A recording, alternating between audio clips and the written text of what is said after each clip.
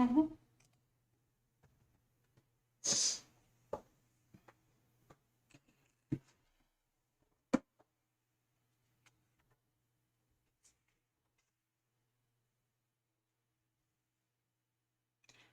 morning, dear students.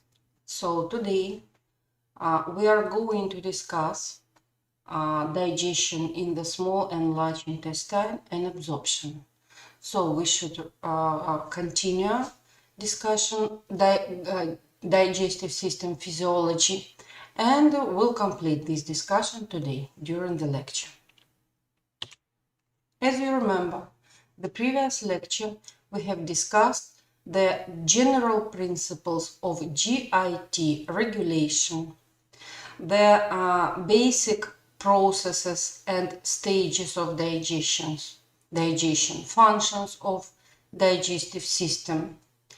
As well, we have discussed the main processes of digestion in the oral cavity, the mechanisms of regulation of saliva secretion, the motor activity, processes of mastication and deglutition, and also the main characteristics of digestion in the stomach, secretion, and the properties of gastric juice and mechanisms of its regulation, motility of the stomach, absorption in the stomach, and the mechanisms of regulation of stomach's secretion and motility. So today we are going to continue to discuss digestion in the GIT, and we will discuss the digestion in the small intestine, in the large intestine, and absorption. So the small intestine is a portion of the gastrointestinal tract between the pyloric sphincter of the stomach and the ileocecal valve, opening into a large intestine. Its length approximately 3 meters. The first 20 to 30 centimeters from the pyloric sphincter is the duodenum. The next 2/5 is the jejunum, and the last 3/5 is the ileum, which empties into a large intestine through the ileocecal valve. It receives chyme from the stomach. It receives pancreatic juice from pancreas, and it also receives bile from the gallbladder. So now let's discuss pancreatic secretion. The pancreas lies parallel to and beneath the stomach. It is a large compound gland with an internal structure similar to that of the salivary glands. It lies across the abdominal wall. The portion of the pancreas that secretes pancreatic juice is a compound alveolar gland resembling the salivary glands, and granules containing the digestive enzymes, so-called zymogen granules, are formed in the acinar cells and discharged by exocytosis from apexes of the acinar cells into the lumen of the pancreatic duct. The small ducts will drain into the common bile duct to form the ampulla of the duodenal papilla, which it is encircled by the sphincter of Oddi. The pancreatic juice, exocrine secretion, as I told already to you, is about 1.5 to 2.5 liters per day. Its pH ranges in between 7.5 to 8.8, and the cells it contains water 96 to 98%, and organic and inorganic compounds. Organic and inorganic compounds.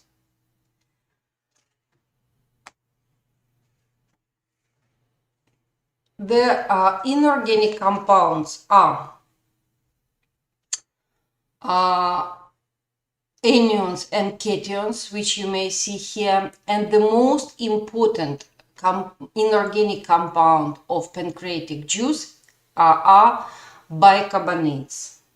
The bicarbonate ions are produced by the cells lining ducts, which also produce water. The bicarbonate, as you know, help along with bile and intestinal juice to neutralize gastric acid. Organic compounds of pancreatic juice are enzymes. The pancreatic enzymes are divided into enzymes that are so-called carbohydrate splitting enzymes, or amylolytic enzymes, alpha amylase, which splits starch to maltose and maltotriose and alpha limit dextrins, maltase, lactase. Then proteolytic enzymes or proteases. The proteolytic enzymes, as I told already, are secreted in inactive forms, zymogens, to protect pancreatic tissues from digestion. The proteolytic enzymes are following: chymotrypsin and trypsin, which are secreted in inactive form, trypsinogen and chymotrypsinogen.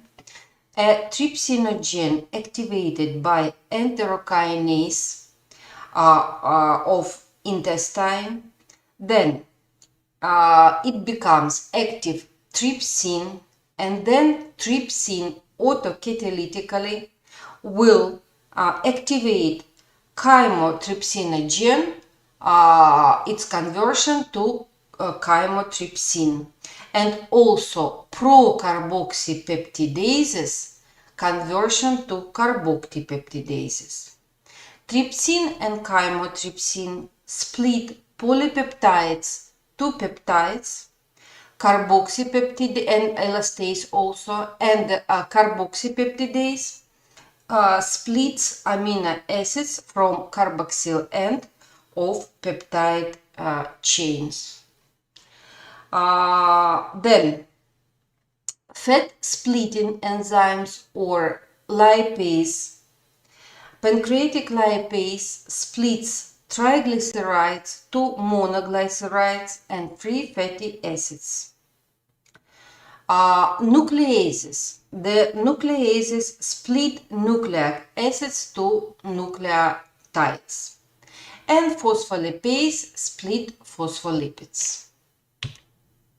Here on that slide, you may see demonstration of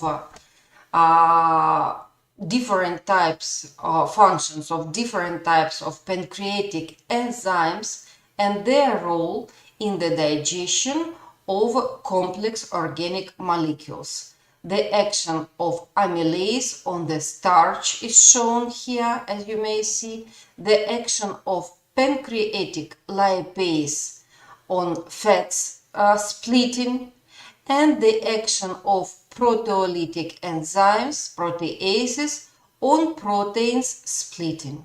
And there are also the factors, neurogenic and humoral factors, that will increase, that will influence on the secretion of these enzymes by acinar cells of exocrine portion of pancreas, because today we are discussing only exocrine digestive function of pancreas, which is based on the secretion of pancreatic juice.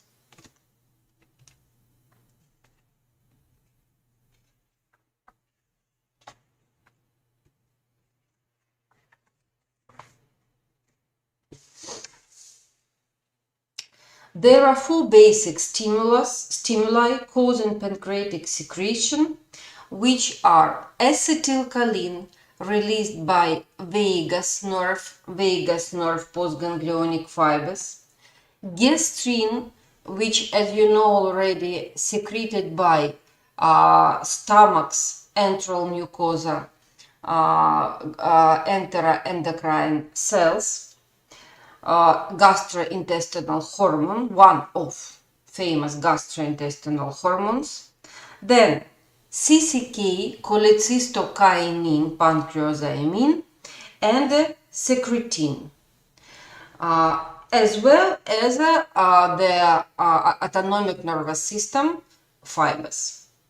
The various stimuli multiply or potentiate each other. Now we should discuss the phases of pancreatic juice secretion. Secretion of pancreatic juice is under two types of control. There are nervous and humoral control. The humoral mechanism is more important. So the nervous control of pancreatic juice based on the stimulation of the parasympathetic nerves, stimulation of vagus nerve. It can be divided into three phases. Cephalic phase. Here you may see the simple scheme of cephalic phase of pancreatic juice secretion, which is based on conditioned and unconditioned stimulation. As you remember, thought of food, sight of food, smell of food, even sounds of its preparation may initiate secretion of pancreatic juice as well as secretion of gastric juice and saliva. And also, as you understand, stimulation of taste receptors in the oral cavity, which is conditioned, unconditioned. So unconditioned and conditioned phases of pancreatic juice secretion will initiate secretion of pancreatic juice,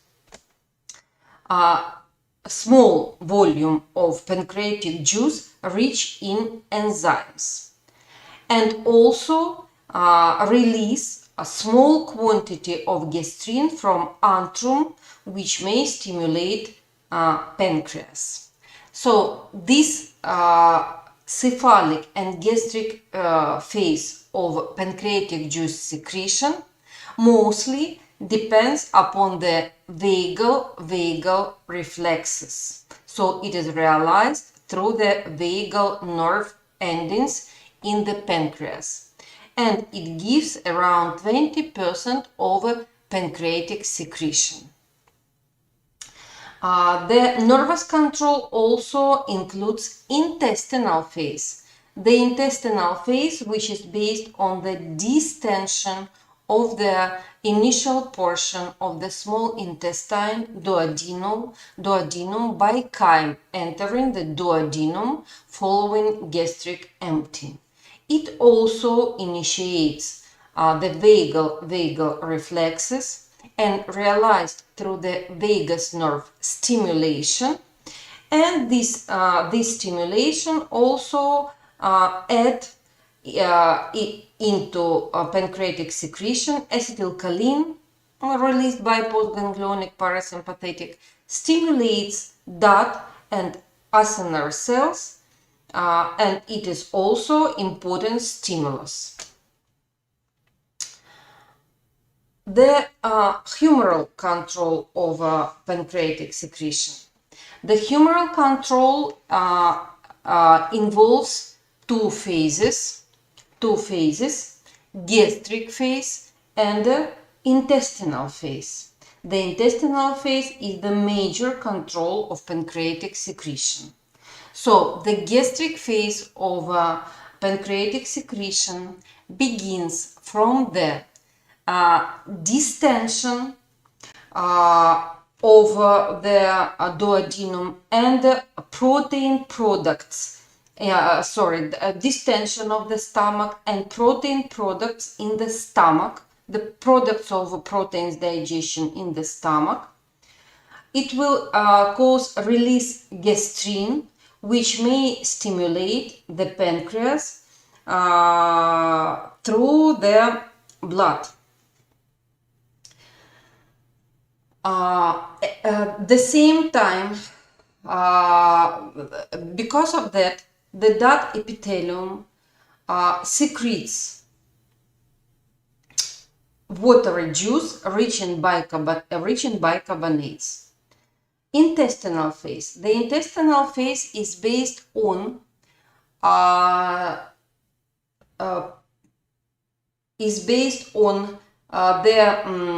stimulation of chemoreceptors in the mucosa of the duodenum and jejunum by acid chyme, which entering here from the stomach, and by products of digestion, as for example triglycerides, fatty acid, peptides, and amino acids. These stimuli will cause secretion of secretin gastrointestinal hormone by the duodenal mucosal S cells, and secretion of CCK, cholecystokinin, pancreozymin by duodenal mucosa I cells.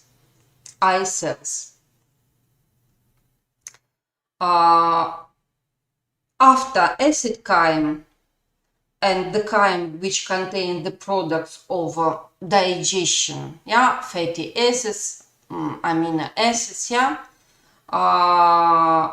enters the small intestine, the pancreatic secretion becomes profuse, mainly in response to the hormone secretin that stimulates gut epithelium to secrete large quantities of watery juice rich in bicarbonate, and fats and amino acids will cause a release of CCK that passes by way of the blood to the pancreas and cause secretion of large quantities of enzymes by acinar cells. And effect, as you see, similar to the effect of vagus nerve stimulation and also gastrin, but much pronounced.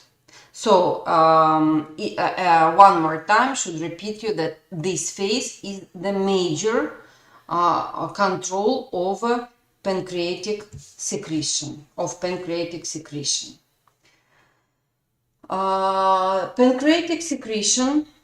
stimulated by substances which I listed already above, which are acetylcholine, gastrin, CCK, and secretin, and it is inhibited by increased tone of sympathetic nervous system, pain, fear, and anger. It is inhibited by glucagon secretion, by somatostatin secretion from cells of pancreatic islets and intestinal mucosa. And there are also some factors, as for example vasopressin, substance P, GIP, which also can inhibit secretion of pancreatic juice. So here on that slide, you may see by the these blue arrows, the effects of parasympathetic nervous system, the effects of vagus nerves through the vagal reflexes on secretion of pancreatic enzymes. Strictly speaking, the vagus nerve initiates secretion of pancreatic juice, while humoral factors, the hormones, gastrointestinal hormones, mostly these hormones are secretin and CCK and some other also, but these are much more powerful and important, will stimulate profuse secretion over pancreatic juice.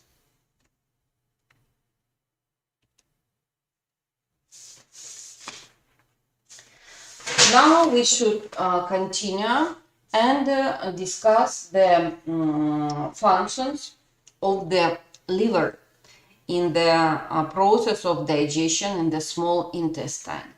As you know, the liver is the largest internal organ which lies immediately beneath the diaphragm in the abdominal cavity. The gallbladder attached to the internal surface of the liver, and the liver receives venous blood from the intestine, which passes through the portal system. The functions of the liver are following.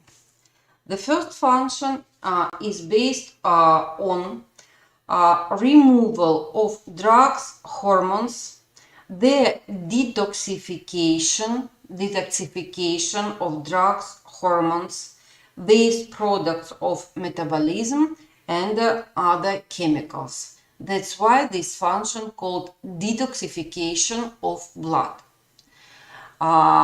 Liver also the central organ of proteins, fats, and carbohydrates metabolism. So, as you know, its participation in carbohydrates metabolism is based on maintenance normal blood glucose level. It converts glucose to glycogen and glycogen to glucose. Converts amino acids, lactic acid, fructose, and galactose to glucose, and converts glucose to triglycerides. So, the processes of glycogenolysis, glycogenesis, and gluconeogenesis takes place here. The liver also the central organ of proteins and fats metabolism. So it, as you know, it is responsible for proteins synthesis. For example, albumins, plasma transport proteins, plasma clotting factors, prothrombin, fibrinogen are synthesized here in the liver. It also removes NH2 from amino acids, which can then be used to form ATP. It converts toxic NH3 to the less toxic urea for excretion in urine. It stores triglycerides. Synthesizes cholesterol, which is used to make bile salts and also is released into the bloodstream. It synthesizes lipoproteins which transport fatty acids, triglycerides, and cholesterol. One of the functions of the liver also storage function. So it stores glycogen, fats, vitamin A, B12, vitamins D, E, and K, copper and iron. The endocrine function of the liver is based on secretion of insulin-like growth factor 1, EGF1, well known to you as somatomedin C, in response to growth hormone.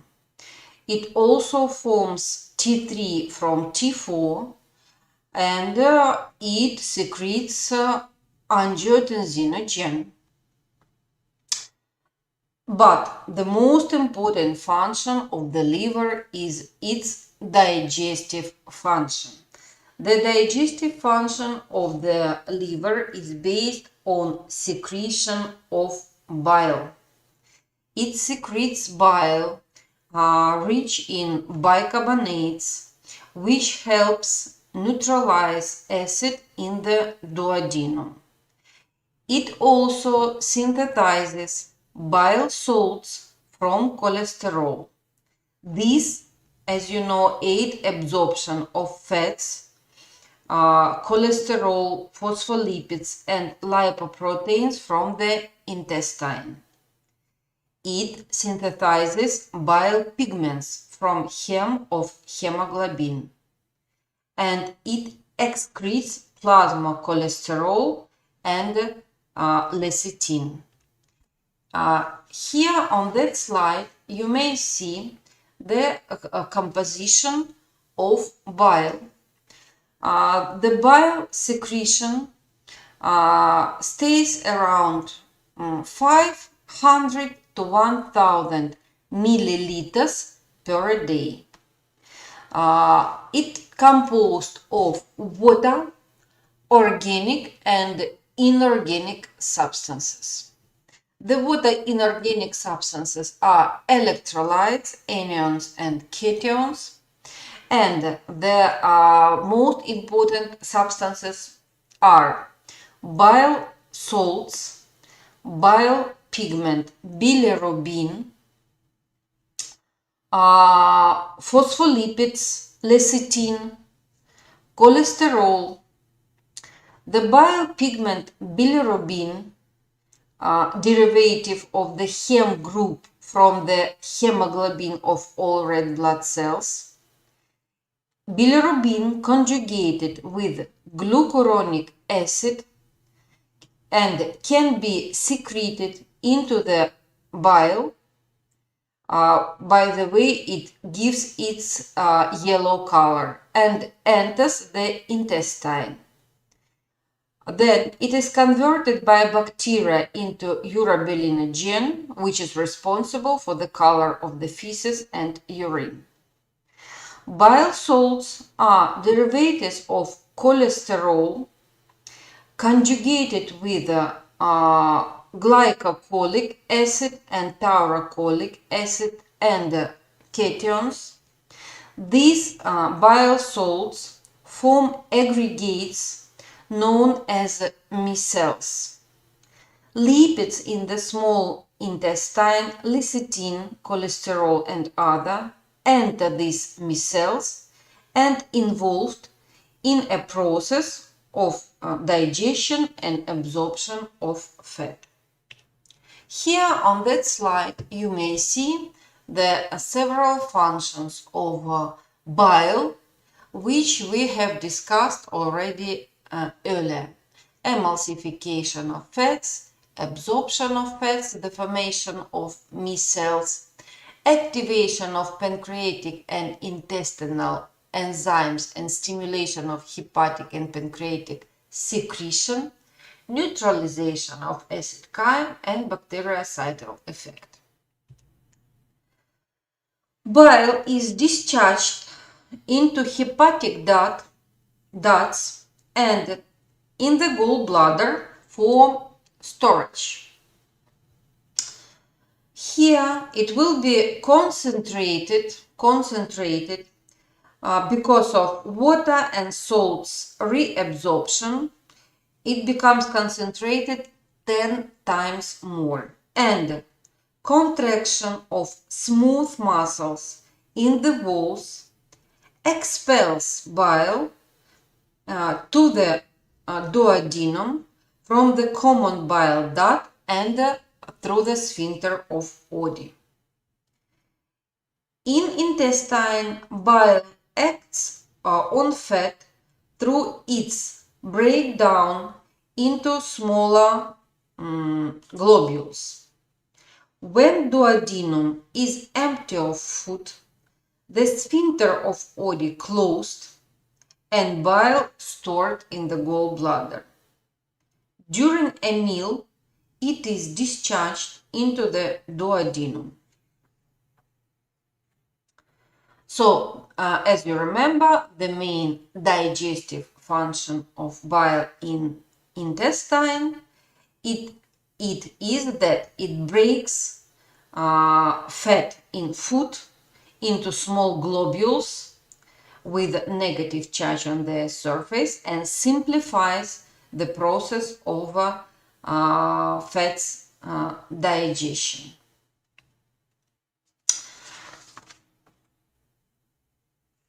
As I told already, bile secreted continuously but increases during a meal. The nervous control ensures the contraction of gallbladder walls in response to vagal stimulation. And here you may see cephalic and gastric phase of reflex vagal stimulation of this process, bile expulsion of bile from the gallbladder.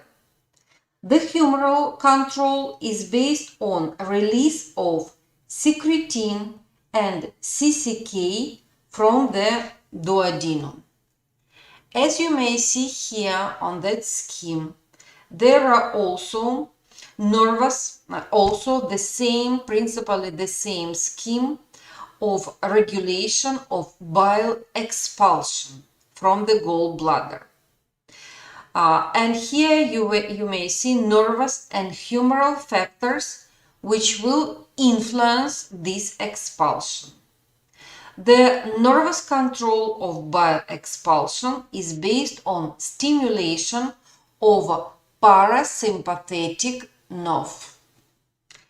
There are two phases of reflex control, which are cephalic phase, and cephalic is usually conditioned and unconditioned, and gastric phase. The stimulus are in cephalic phase, taste of food, it is unconditioned, and conditioned stimuli are sight of food, smell of food, thought of food, and even sounds of its preparation, as I told you earlier. Altogether, taste of food, sight, smell, and thought of food will stimulate the parasympathetic nerve, vagus nerve, and simultaneously to that, the distension of the stomach by the food entering the stomach also stimulates the vagus nerve afferents, and altogether it leads to contraction of gallbladder, relaxation of sphincter of Oddi, and bile entering the duodenum. As well, it also stimulates the bile production by the liver. Humoral or humoral regulation, humoral factor. It is based on products of fat digestion,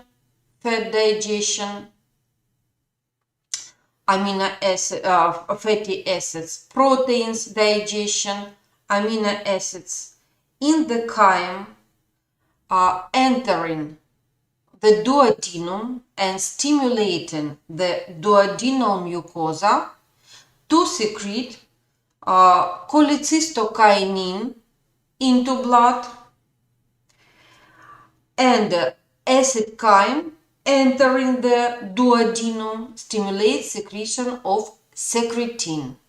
Secretin by S cells, as you remember, and CCK by I cells, enteroendocrine cells over GIT in the duodenal mucosa. These enteroendocrine hormones will act via the blood, and the result of this stimulation is contraction of gallbladder and bile expulsion, and bile duct epithelium secretes water and bicarbonates rich fluid, mostly potentiated by CCK. So the result of this humoral control, which is the major phase in the regulation of bile expulsion, which controls the contraction of the gallbladder, is a contraction of gallbladder, expulsion of phase, expulsion of bile into the duodenum. During and just after meals, bile salts are absorbed in the distal ileum and carried via the portal blood to the liver, where they stimulate bile salts secretion by inhibit bile salts synthesis. Between meals, since release of bile to the duodenum is low, this is a low concentration of bile salts in the portal blood, producing inhibition of bile salt secretion and stimulation of bile salt synthesis.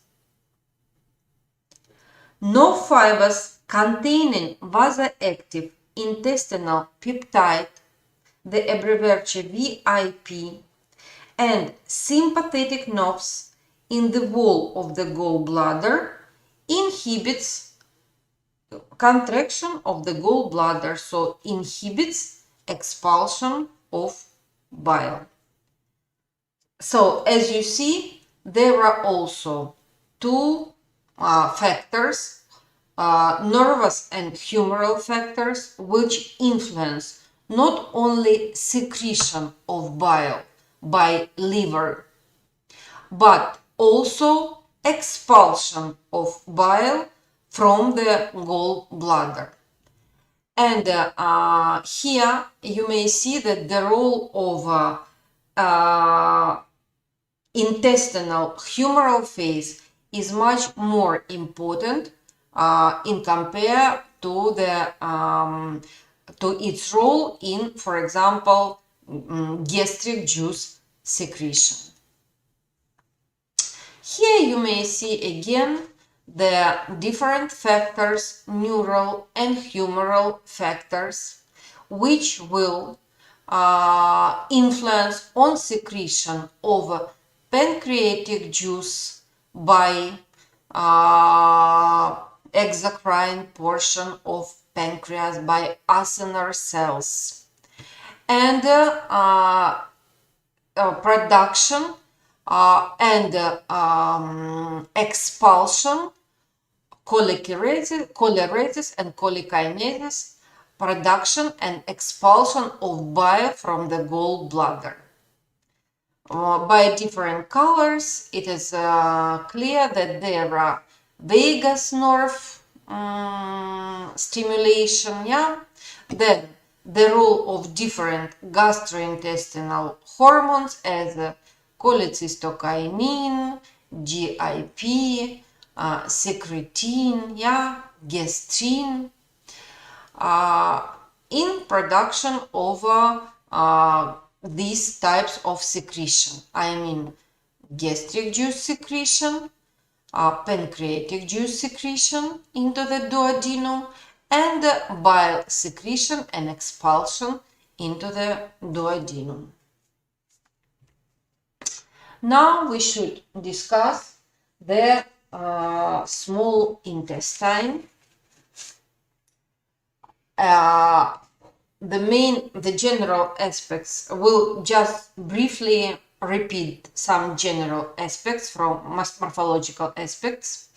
As you remember, the small intestine is the long muscular tube, approximately 275 centimeters long in life and 70 centimeters after death. It receives chyme in small quantities from the stomach. It receives pancreatic juice from the pancreas, as well bile from the gallbladder. Now, briefly about morphological organization. The wall of the intestinal wall has 4 layers. The outer layer, called serosa or peritoneum, with vessels and nerves, yeah, serosa or peritoneum.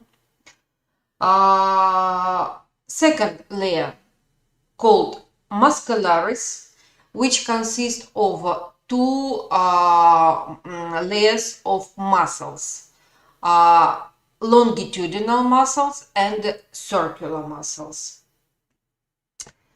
Between the muscular layers lies the mesenteric or Auerbach's nerve plexus, through which peristaltic movements are controlled. We discussed it at the first lecture. Here it is given by this yellow color, yeah, this yellow color threads.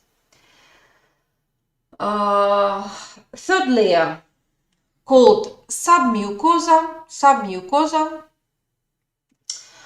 with dense fibrous tissue in which lie blood vessels, lymphatic vessels, and submucous, Meissner's nerve plexus, which coordinates motor and secretory activity of mucosa.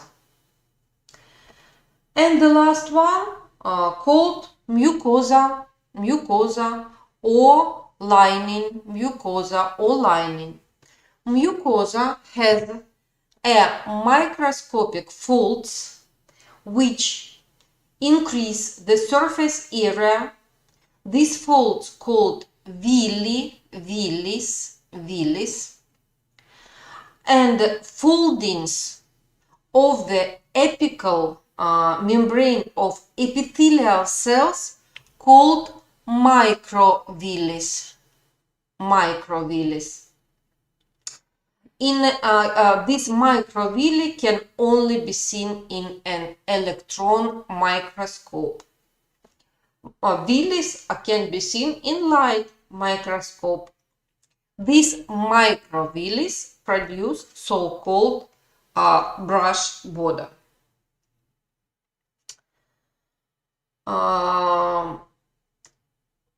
Now, secretion in the small intestine. The daily secretion in the small intestine ranges in between 2 to 2.5 liters per day. pH is alkaline.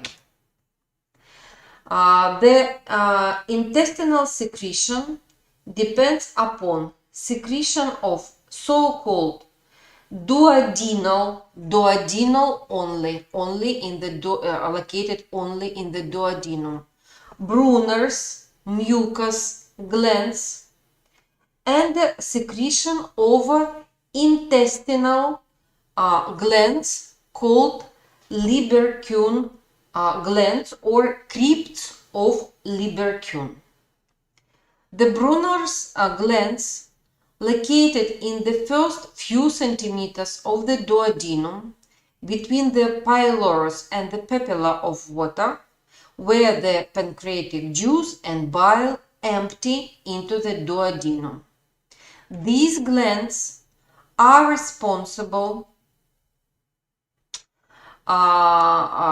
These glands will secrete the mucus in response to tactile stimuli of the mucosa, vagal stimulation, and gastrointestinal hormones, especially secretin.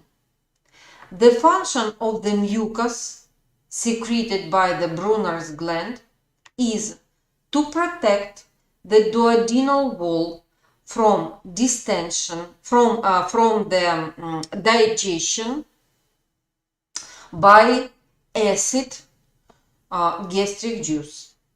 The Brunner's glands are inhibited by sympathetic nervous system stimulation.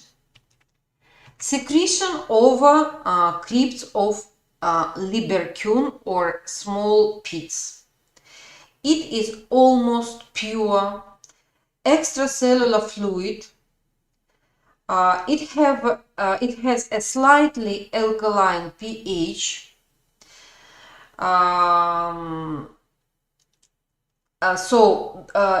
It is secretion of mucus and extracellular fluid. The epithelial cells of the mucosa, especially those covering the villi, do contain digestive enzymes. So, there are two types of secretory cells in the crypts of Libercune: the goblet cells, which secrete its secretion in response to tactile stimuli throughout the intestine, and enterocytes, which secrete the hormones, which secrete enzymes.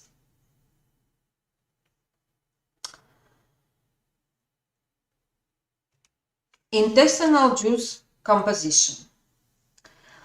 The brush border enzymes are classified according to the substances digested, as usually, by are classified as protein splitting enzymes, carbohydrate splitting enzymes, fat splitting enzymes, nucleotide splitting enzymes.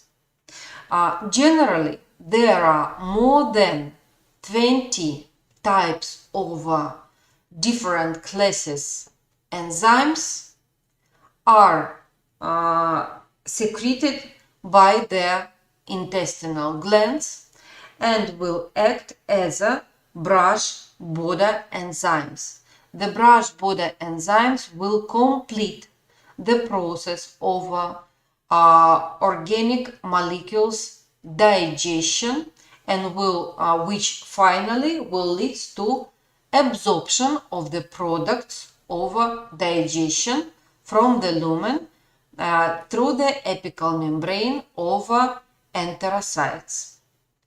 The intestinal juice also contains mucus, as I told you, water, epithelial cells, and non-organic substances. As I told already, the secretion of juice and regulation of juice secretion depends upon the local nervous reflexes in response to tactile stimuli of the mucosa, and it also depends upon the hormones, gastrointestinal hormones, secretin and CCK. But this, the first type of control local nervous reflex control plays a dominant role in the secretion of intestinal juice.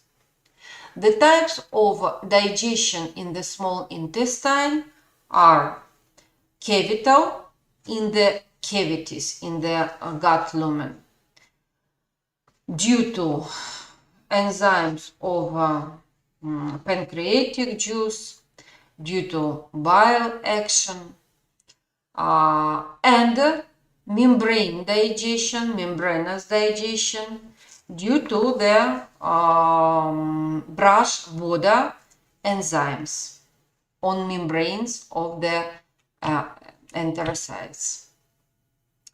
The movements of the small intestine are, as elsewhere in the gastrointestinal tract, can be divided into mixing contractions and propulsive contractions. This separation is a bit artificial because essentially all movements of the small intestine cause at least some degree of both mixing and propulsion. But usual classification of movement of the small intestine, motility of the small intestine, are following. First one, mixing contraction, called rhythmical segmentation. When a portion of the small intestine becomes distended with chyme, the stretch of the intestinal wall elicits localized concentric contractions spaced at intervals along the intestine. As one set of segmentation contraction relaxes, a new set begins. It promotes progressive mixing of the solid food particles with the secretions of the small intestine. This type of movement is myogenic. It is a property of the smooth muscle cells. It does not depend on a nervous mechanism.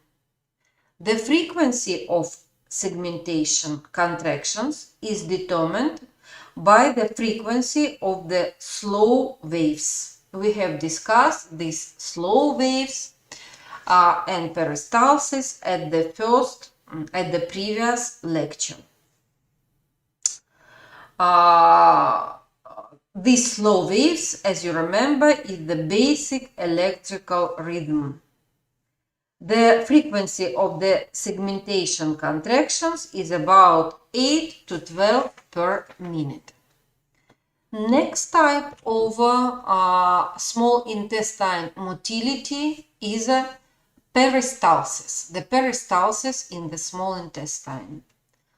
Chyme is propelled through the small intestine by peristaltic waves which move at the velocity of about 0.5 to 2 centimeters per second. The net movement of the chyme along the small intestine averages only 1 centimeter per minute. Normally, 3 to 5 hours are required for passage of chyme from the pylorus to the ileocecal valve, and this type of movement is neurogenic. It is carried out through a local reflexes mediated through intrinsic nerve plexuses within the walls of the tube. The peristalsis is controlled by the chyme entering into the duodenum. The first factor is entering of chyme into the duodenum. And also gastroenteric reflex, which is initiated by the distension of the stomach and conducted through the myenteric plexus down from the stomach along the wall of the intestine. So reflex control, nervous control, mostly due to the myenteric plexus functions.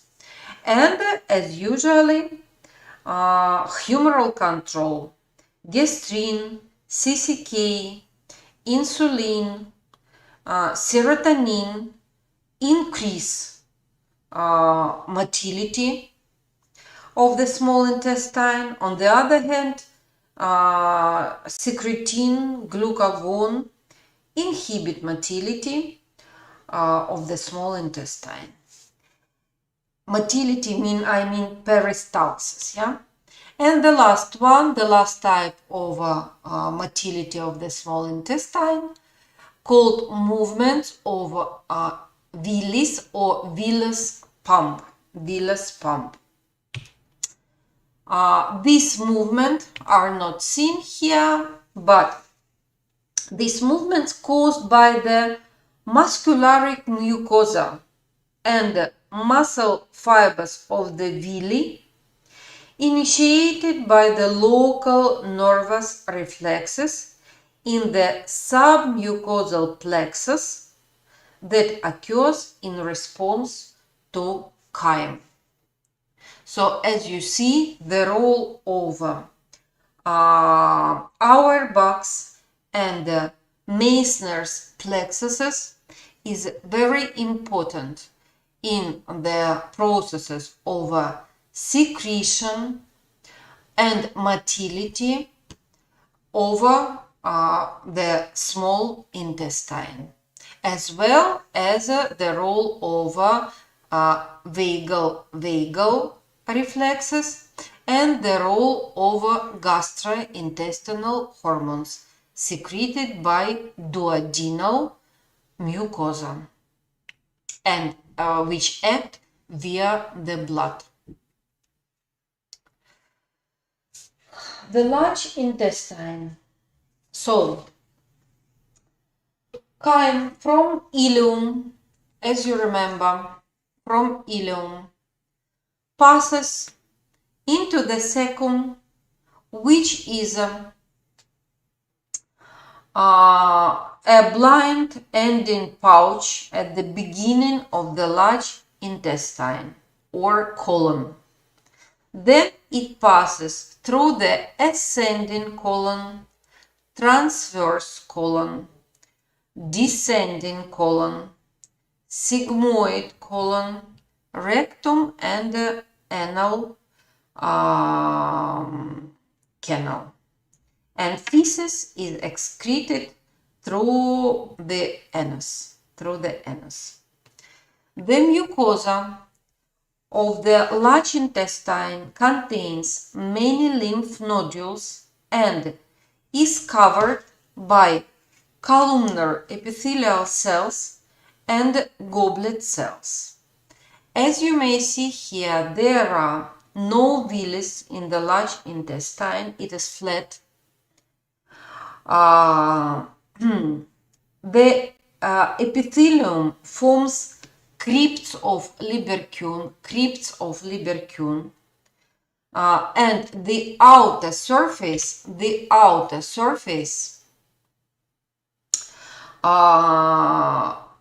forms pouches or haustras. Principally, the functions of the colon are following: absorption of water and electrolytes from the chyme, the proximal half of the colon, and storage of fecal matter until it can be expelled in the distal half. The movements are similar to those of the small intestine we discussed a bit earlier, and can be divided into mixing movements, and propulsive movements. The mixing movements, also called haustration, you can see it here on the slide. Combined contraction of the circular and longitudinal smooth muscle contraction cause the unstimulated portion of the large intestine to bulge outward into bag-like sacs called haustrations. After a few minutes, new haustral contractions occur in other area nearby, and the fecal material exposed to the surface of large intestine and fluids and substances are absorbed. The second one, called propulsive movements or mass movements or mass peristalsis, which occurs a few times each day. So look here one more time. Segmentation, long-lasting myogenic contraction, rings of a circular muscle which divide colon into deep pockets, haustras, as I told already. As you know, this segmentation contraction means the contents of the colon and promotes absorption of water and salts, and the peristaltic waves will propel peristaltic waves, as you see here, will propel their contents towards the rectum. And sometimes, as you may see, the weak antiperistalsis is seen, antiperistalsis in back direction. And next one, mass peristalsis or mass movement.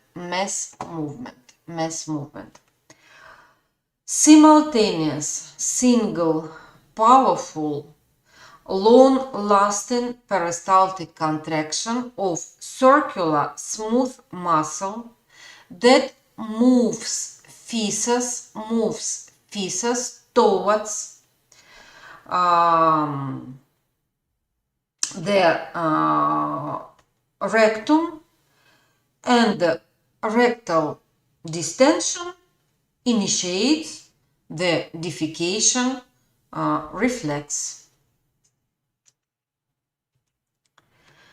Defecation or emptying is a complex reflex act.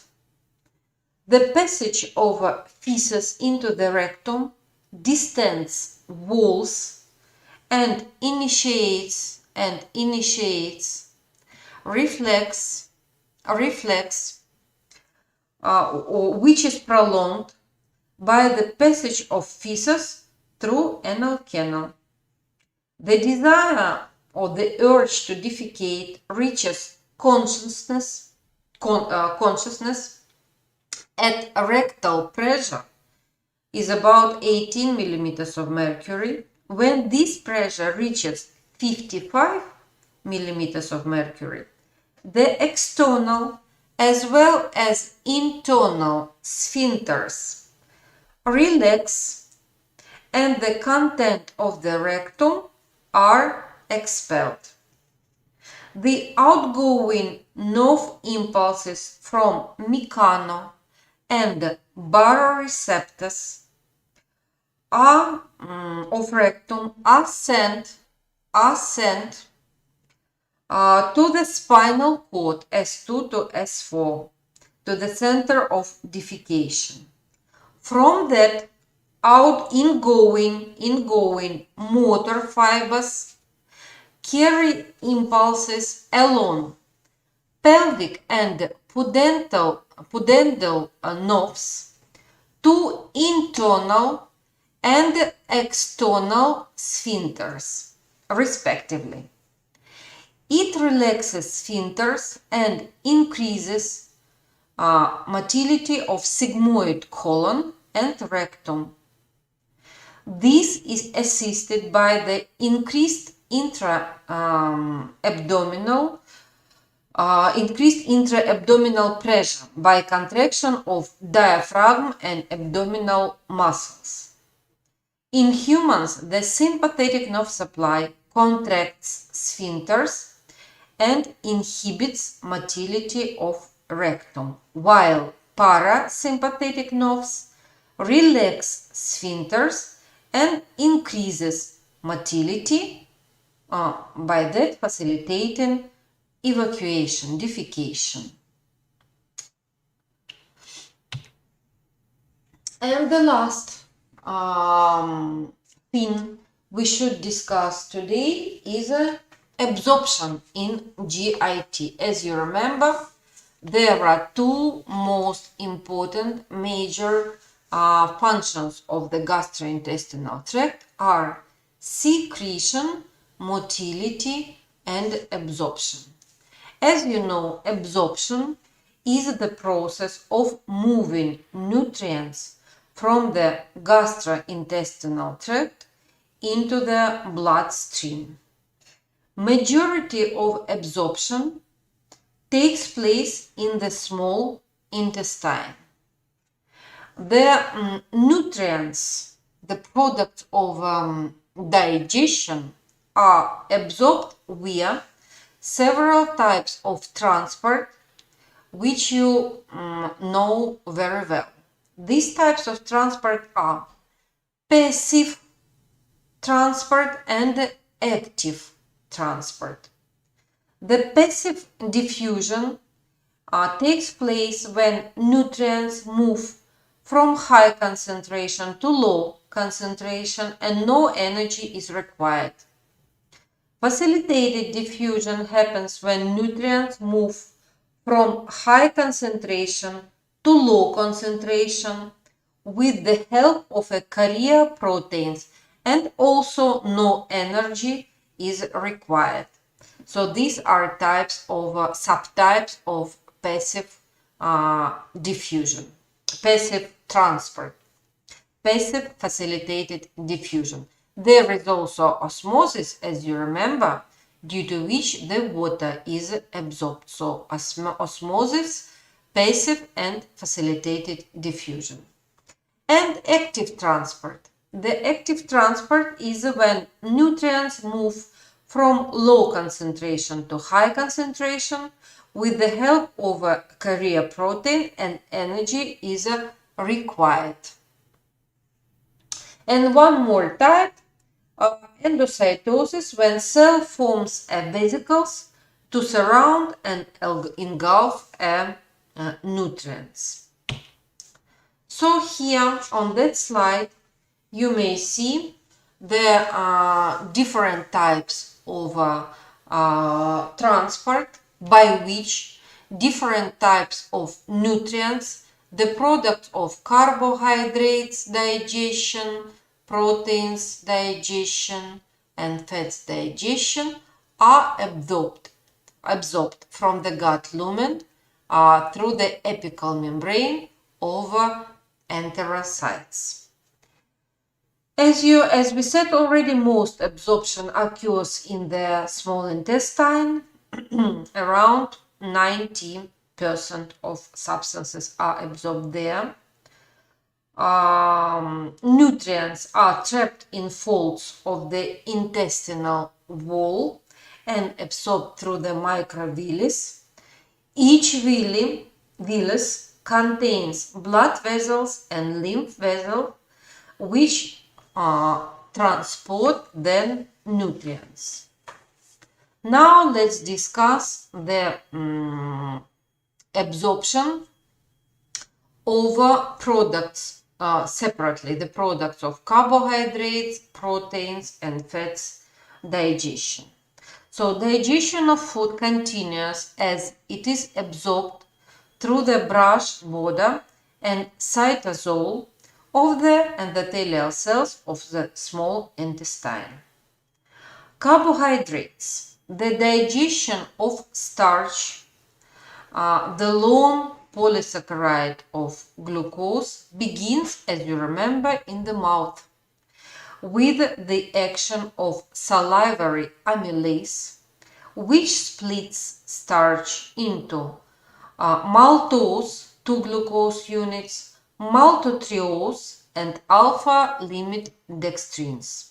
But food stays in the mouth not enough for sufficient digestion, and the digestive action of salivary amylase limits when bolus mixes with gastric juice because of low pH of gastric juice.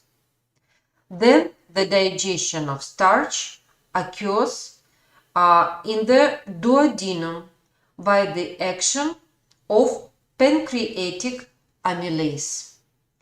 It cleaves starch to produce the disaccharides and the trisaccharides and oligosaccharides, sucrose, lactose, maltose, maltotriose, yeah?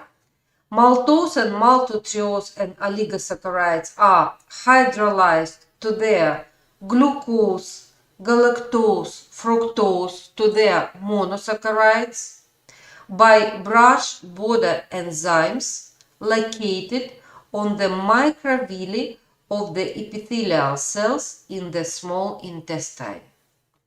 Monosaccharides are then moved across the epithelial cells membrane by secondary active transport and facilitated diffusion. The secondary active is co-transport of glucose with the sodium. From cytosol, the monosaccharides pass by diffusion or facilitated diffusion through the basolateral membrane into the capillaries within the intestinal villi. Proteins absorption. The proteins digestion begins in the stomach, as you remember, with the action of pepsins. But the complete digestion of proteins occurs in the small intestine, in the duodenum and jejunum, due to the action of pancreatic juice proteolytic enzymes or proteases, as trypsin, chymotrypsin, elastase, carboxypeptidase, and then brush border enzyme aminopeptidase. As a result, polypeptide chains are digested into free amino acids and dipeptides and tripeptides. They are absorbed by secondary active transport using sodium co-transport system into the duodenal epithelial cells and secreted into the blood capillaries. The dipeptides and tripeptides may enter the epithelial cells by a different carrier systems, but they are digested within these cells into amino acids, which are secreted into the blood that carry them to the hepatic portal vein. And finally, the fats digestion. Fats or lipids absorption. The mixed micelles of bile salts, lecithin, and cholesterol are secreted into the duodenum and emulsificate a large fat droplets into much smaller and usable for digestion, for contact with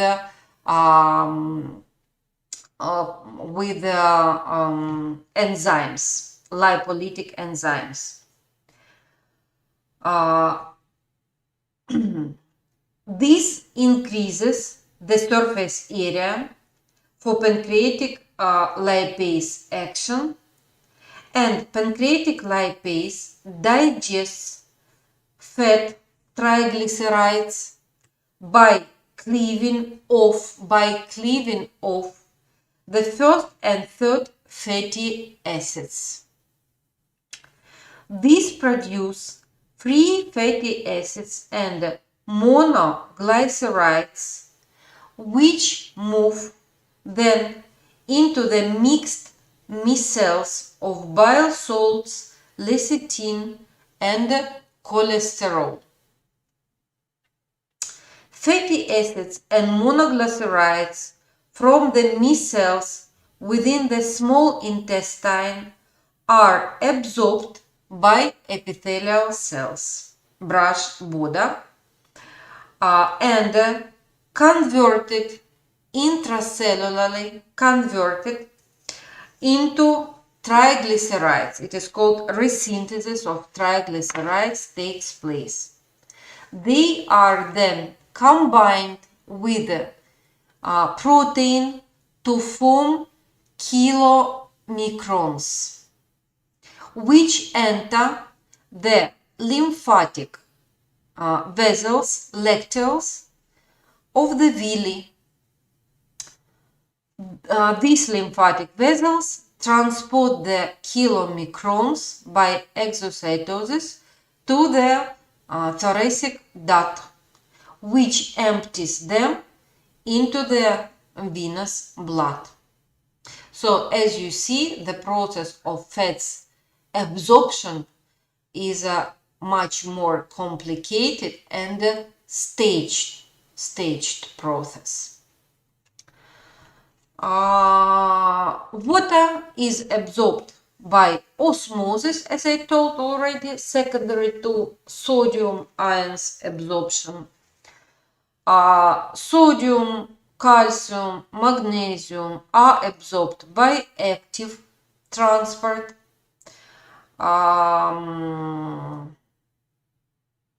Potassium and chloride by passive transport. Vitamins are absorbed by passive transport.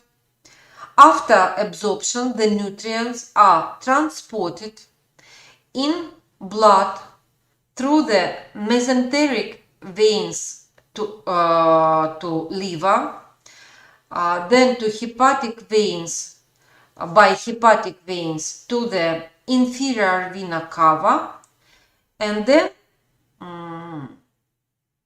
to systemic circulation. And also the nutrients are transported by the lymph from lymphatic vessels to thoracic duct and to systemic circulation. So today we have discussed the last topic over physiology in gastrointestinal tract. Our lecture is over. Goodbye.